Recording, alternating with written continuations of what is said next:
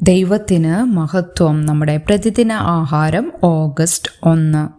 ശക്തരും ബലഹീനരും. ഇടയന്മാർക്ക് അയ്യോ കഷ്ടം! നിങ്ങൾ ബലഹീനമായതിനെ ശക്തീകരിക്കുകയോ ദീനം പിടിച്ചതിനെ ചികിത്സിക്കുകയോ ചെയ്തിട്ടില്ല. എസെക്കിയേൽ പ്രവാചകന്റെ പുസ്തകം 34 അധ്യായം 2 മുതൽ 4 വരെയുള്ള വാക്യങ്ങൾ. ഒരു പക്ഷേ കോളേജ് ഫുട്ബോളിലെ ഏറ്റവും ഹൃദയസ്പർശിയായ പാരമ്പര്യം യുണൈറ്റഡ് സ്റ്റേറ്റ്സിലെ അയോവ യൂണിവേഴ്സിറ്റിയിൽ സംഭവിച്ചതാണ്. സ്റ്റേറ്റ് ഫാമിലി ചിൽഡ്രൻസ് ഹോസ്പിറ്റൽ അയോവയിലെ കിന്നിക് സ്റ്റേഡിയത്തിനടുത്താണ്. ആശുപത്രിയുടെ മുകളിലത്തെ നിലയിലെ തറ തൊട്ട് മേൽക്കൂര വരെയുള്ള ഗ്ലാസ് ജനാലുകൾ ഫീൽഡിൻ്റെ മികച്ച കാഴ്ച പ്രദാനം ചെയ്യുന്നു. ഗെയിം ദിവസങ്ങളിൽ കളി കാണാൻ രോഗികളായ കുട്ടികളും അവരുടെ കുടുംബാംഗങ്ങളും അവിടെ നിറയും. ആദ്യ പാദത്തിൻ്റെ അവസാനത്തിൽ പരിശീലകരും അത്ലറ്റുകളുമായി ആയിരക്കണക്കിന് ആരാധകരും ആശുപത്രിയിലേക്ക് തിരിഞ്ഞ് കൈവീശുന്നു. ആ കുറച്ചു നിമിഷങ്ങളിൽ കുട്ടികളുടെ കണ്ണുകൾ തിളങ്ങുന്നു.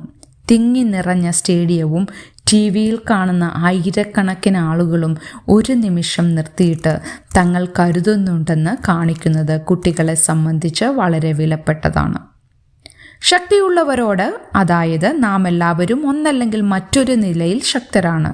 ബലഹീനരെ പരിപാലിക്കാനും പോരാട്ടം അനുഭവിക്കുന്നവരെ നിരീക്ഷിക്കാനും ശരീരം തകർന്നവരെ പരിപാലിക്കാനും തിരുവെഴുത്തുകൾ നിർദ്ദേശിക്കുന്നു. എന്നിരുന്നാലും പലപ്പോഴും കരുതൽ ആവശ്യമുള്ളവരെ നാം അവഗണിക്കുന്നു. സഹായം ആവശ്യമുള്ളവരെ അവഗണിച്ചതിന് ഇസ്രായേൽ നേതാക്കന്മാരെ അവരുടെ സ്വാർത്ഥത നിമിത്തം പ്രവാചകനായ എസെക്കിയേൽ ശാസിച്ചു.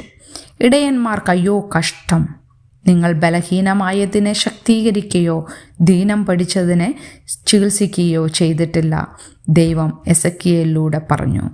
നമ്മുടെ വ്യക്തിപരമായ മുൻഗണനകൾ, നേതൃത്വ തത്വങ്ങൾ അല്ലെങ്കിൽ സാമ്പത്തിക നയങ്ങൾ എന്നിവ ദുരിതത്തിലായവരോട് പലപ്പോഴും എത്രമാത്രം പരിഗണനയാണ് കാണിക്കാറുള്ളത്.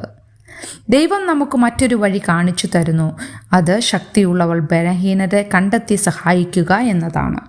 ചിന്തിക്കുക, അധികാരമുള്ളവർ ദുർബലരെ അന്വേഷിക്കുന്നത് നിങ്ങൾ എങ്ങനെയാണ് കണ്ടിട്ടുള്ളത്? അവർ എങ്ങനെയാണ് ദുർബലരെ അവഗണിച്ചിട്ടുള്ളത്? ദൈവത്തിന് മഹത്വം.